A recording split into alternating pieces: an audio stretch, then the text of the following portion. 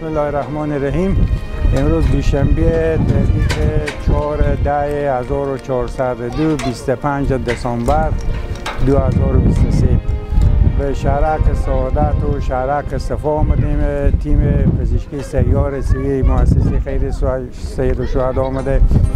به تعداد 80 خانوار هم زغال تهیه شده بوده که به چند منطقه از اینجا توزیع میشه. زغال که به این منطقه توزیع میشه و مریضایی که از این منطقه هستم مهاجرینی هستم که به این چردوبر دیسرخ آمدم، شهرک سعادت، شهرک صفا.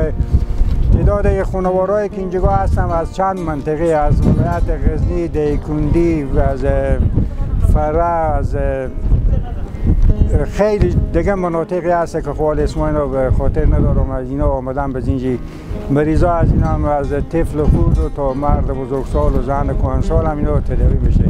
دوستان عزیز ما دکتران ما او در قسمت مسجد اونا مریضا تداوی میکنه. همین لحظه هم که ما آمدیم اینجا که زغالا رو توزیع کنیم.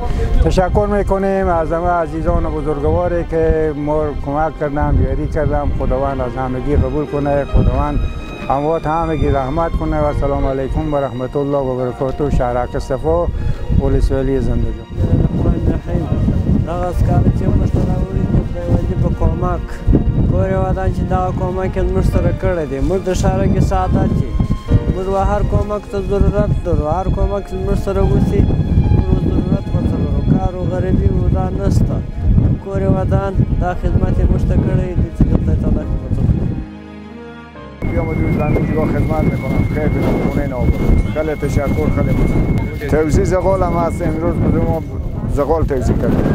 خیر بینم خونه نابود. با آینده دیگه هر کمکی که از دست اینا میآید همون کمک برای مسلمان ها بکنم. مسلمان ها چیزی ندارم.